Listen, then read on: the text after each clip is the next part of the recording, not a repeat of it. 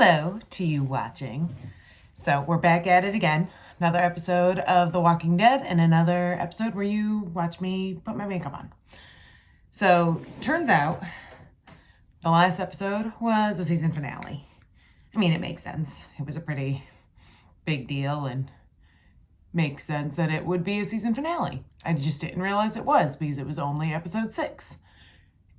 But I guess in the early years of a TV show, you don't want like a super long, like nowadays you don't get a super long first season because you got to make sure you're gonna be worth the money to keep making. So first season of The Walking Dead was 6 episodes. And when we last left our group, the CDC had decontaminated itself by blowing up, and we lost the doctor who we had just met and one of the members of the refugees. And of course, Dale forced Andrea to leave. So we've got that to look forward to. So they're back on the road again. This episode starts with Rick trying to call out to Walter and Martin. I think Walter's the kid's name, actually. I think I'm incorrectly remembering this. Anyway, he's calling out to his friend that saved him in the very first episode, trying to tell him what happened. And it's essentially a recap of season 1. It's like how, instead of like previously on, they had Rick kind of fill in the narrative. And what confuses me, though, is they're in Atlanta, but the CDC was supposedly so many miles outside of Atlanta. So why did they go back to Atlanta knowing how many walkers are there? So I'm just very confused by that, but like, whatever, I'll let it slide. So they're on their way out of town in the caravan. And the RV breaks down again because, of course, the RV has a bum hose that's being held together by lots of duct tape, as told by Dale. And luckily, they're also can't go any further anyway because traffic going out of the city has, like, there's a lot of broken down cars and they're prevented from going any further in their massive vehicle. And so now, they consolidated too. There are less cars than before. They kind of grouped together more so they could conserve more fuel. And they're going around each of these abandoned cars and collecting supplies from people who were trying to run away from Atlanta and now are dead and everything. And while they're doing this, a horde of walkers is appearing. And at first it's like, it's just one walker. And then it's 2 walkers. And then it's all of the walkers. And that's another thing I didn't understand, is how did you manage to miss so many of these walkers coming? I mean, Dale was on top of the RV looking out into the distance, keeping watch. So there's no way he couldn't see a massive horde of walkers on their way to where they were. Well, so to keep them safe from the walker, everyone drops and is very quiet and climbs underneath the car. But T-Dog, who is separated from the rest of the group, is freaking out and trying to outrun the walkers while staying quiet. And he ends up cutting his arm. And I think that's the end of T-Dog. Like, I'm like, oh no. He is now letting out blood and leaving a trail. The walkers are going to smell him and he's going to panic or he's going to pass out and the walkers are going to get him. Lo and behold, here comes Dale. Dale shoots a walker and stops him from killing T-Dog, which is pretty admirable. And you get the first inkling of Dale being this character, or not Dale, Daryl. And you get this first inkling that he's like a guy to root for and we like him. But remember, we hate his brother because his brother's a bad guy. We still don't know where his brother is. Anyway, so him and Daryl and T-Dog are now under dead walkers, employing the same method that Glenn and Rick did in episode 2 when they were trying to get the van and covering themselves with dead bodies.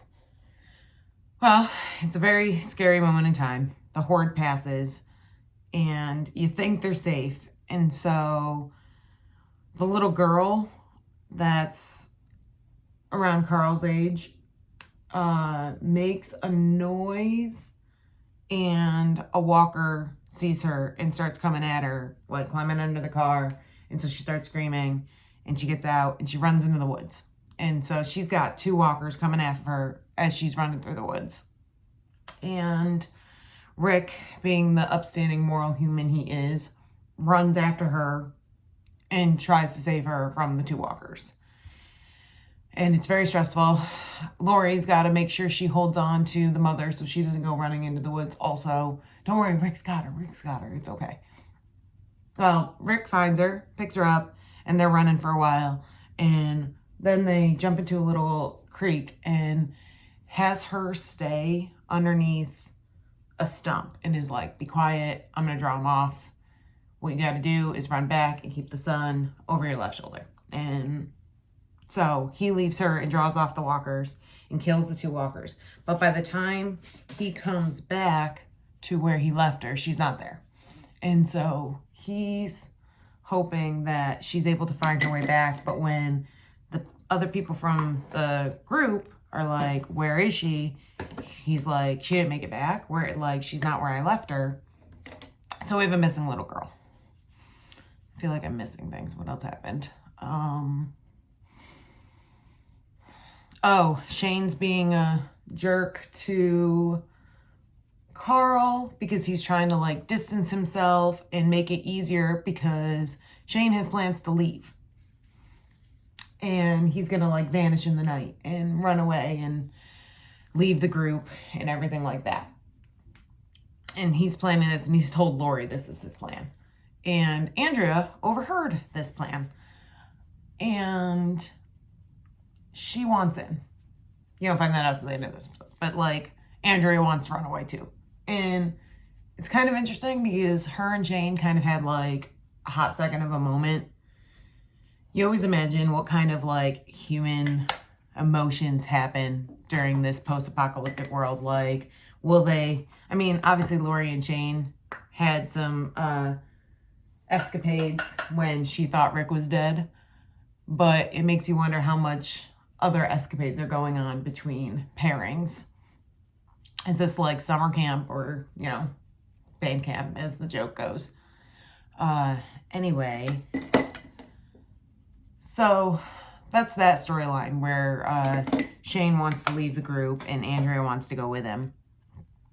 And Carl's getting really beat up because he's like, why is Shane now treating me so poorly? Like, Shane was essentially a father when his father wasn't there, so it's kind of going to create some daddy issues there.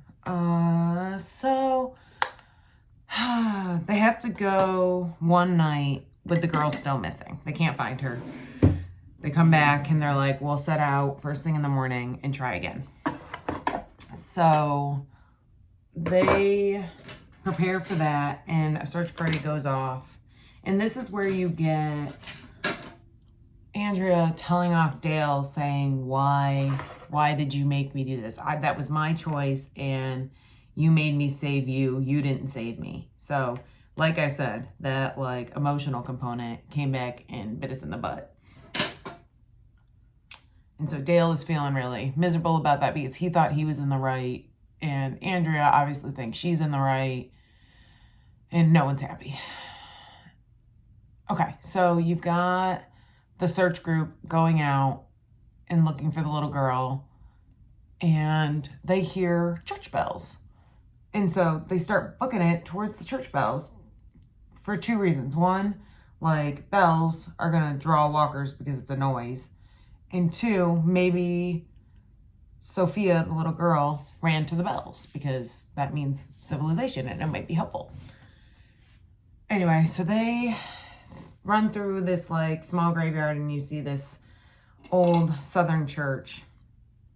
And they go inside. There's no steeple, so they're like, where'd the bells come from? And there's 3 walkers inside, all sitting in the pews. It's an image. So they kill those 3 walkers, and come to find out, the church bells are electronic, and so Glenn disconnects that, and so no more church bells. They want to keep searching in the area, though, because they think Sophia may have come towards the bells. So they want to keep searching in this area. So they separate. It's Daryl, Shane, Rick, and Carl. So the 4 guys, including Carl, in a group that go off and keep looking for Sophia while the rest of the group heads back to camp. And while they're on their way out looking for Sophia, they see a deer. And Carl is like approaching the deer with this very intense look on his face, and everyone's like, oh, boy in nature. I don't know. They all have these like really silly looks on their face. I'm not really sure what's happening there. But it's very tension building, and you see Carl walking up towards the deer, and the deer stops and looks at Carl. And there's like this moment. I don't know. I mean, it's very, very confusing all in all. But come to find out, someone's hunting that deer, and there's a gunshot, and it goes through the deer and into Carl. And so, the end of the episode, we have Carl lying on the forest ground, Rick and Shane freaking out, Daryl poised with his crossbow trying to figure out where the shot came from, and that's the end of the episode. Yeah. So, I was watching it with my boyfriend last night, and I didn't react the way he expected me to react to Carl getting shot. And I'm like, I've seen the first couple of seasons, so I knew that Carl was a character in the future episodes. I just don't know in what capacity. I did forget that he had gotten shot, so I don't really know how he comes back from this. We'll see what happens there. But yeah, so that's episode 1 of season 2 of The Walking Dead. And to be fair, while I was recapping this, I had no idea what I was doing with my makeup, so it's kind of just doing what it wants to today. So, thanks for watching, and I will talk to you next episode. Bye.